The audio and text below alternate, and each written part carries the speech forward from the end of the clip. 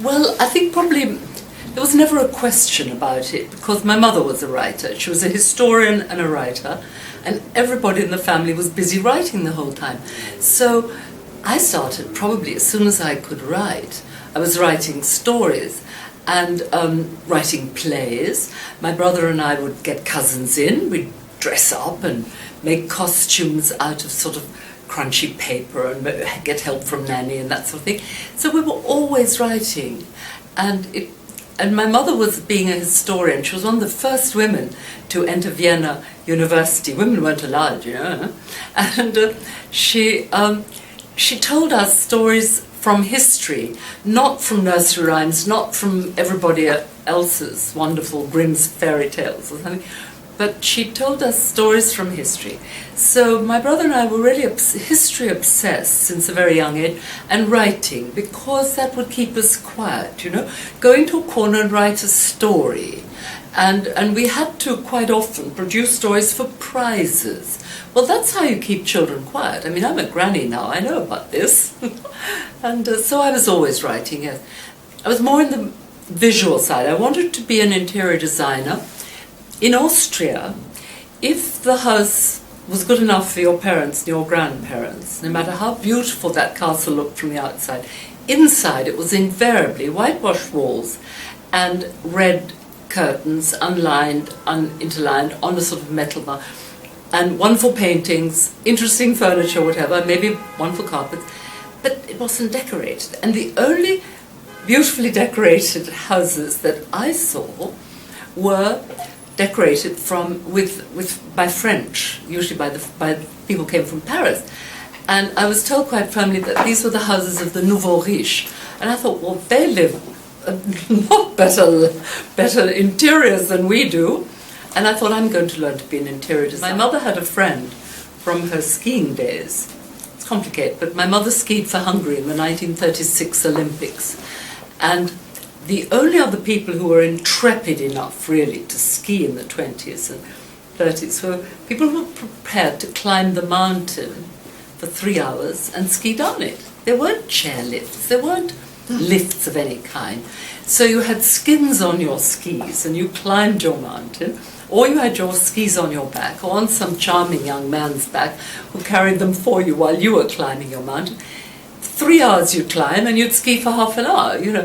So among these intrepid English friends of my mother's, who would stay with her in the summer, either in Hungary or in Austria, and in the winter they'd all go off skiing somewhere, was a lady who was an interior designer in London. So I came to her, age 23, to be apprenticed. There weren't any schools then for interior design. You couldn't learn it, you know. You had to learn it from someone. So there were a group of us who went around all the interior designers at the time, for sort of 6 months at a time, or 3 months at a time, whatever. We're all great friends now, we're all at the same sort of age, and they're all interior designers, but when I came back from my honeymoon, I was told that was not appropriate for a royal princess, to be in trade. So I ran to my mum, I said, Mum, what can I do? I can't be... In those days it was different, you know. I mean, we think back 38 years ago, there were different sort of behavioural rules.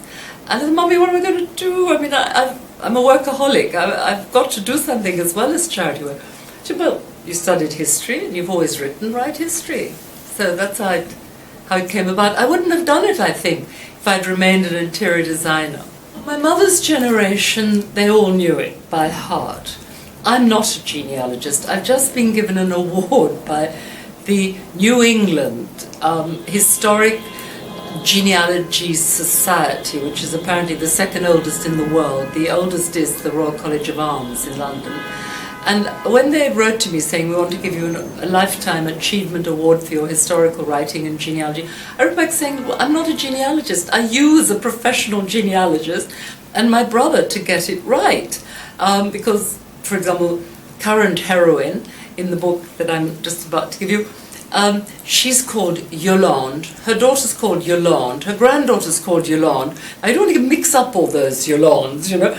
So I do family trees in the beginning of every book. And so I didn't know that I descended from every single person in the trilogy until a genealogist told me. The book before, which is going to be a television series with Julian Fellows involved in that, is the biography of someone called Diane de Poitiers, who was 16th century French lady who was lady-in-waiting to the Queen. She was 18 when the Queen was 18, and she presented the Queen of François Ier, who built the chateau in the Loire, no? Presented her second son to the Queen. This baby became the love of her life. It's an extraordinary story, 18 years difference. But I didn't know I descended from all these people because my mother didn't tell me about mistresses, for example, although Diane de Poitiers only had children with her husband, but she was 15 when he was 56 and he died, you know. That was a very good marriage. It was a very good dynastic marriage. So, I mean, I've never been really interested in very far back. I'm interested in grandparents and great-grandparents because it's quite clear that there are character traits or talents that come from pretty near relations. My son as a newborn baby looked just as I looked as a newborn baby, so I knew he'd end up looking like me. You know, my granddaughter has a look that I can see. She's got a look of me.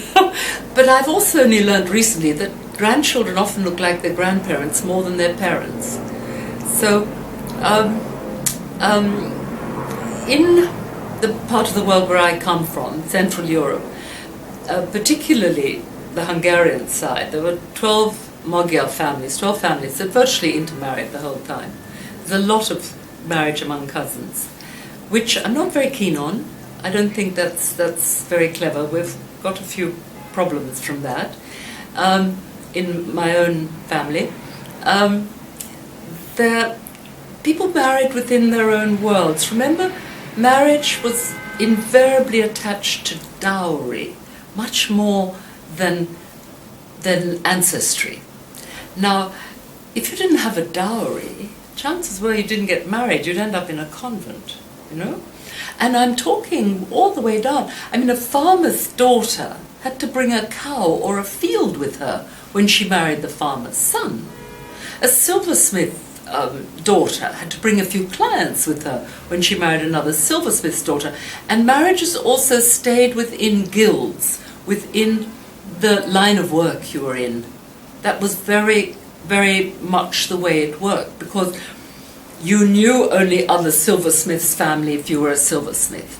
You knew other farmers if you were a farmer, do you see? So if you were an aristocrat, you only knew other aristocrats. So it was restricted like that, and the dowry. I mean, my next book after the trilogy, which I mustn't disclose to you what it's going to be, but that she became a queen and she had 13 children, and most of the girls didn't marry because she and her husband lost their thrones, so there was no dowry. Nothing to be gained from marrying those daughters, do you see? So, marriage until the First World War, really, was very much a situation of, well, is she an heiress or not? Or has she got nothing? I mean, it's very important in those days.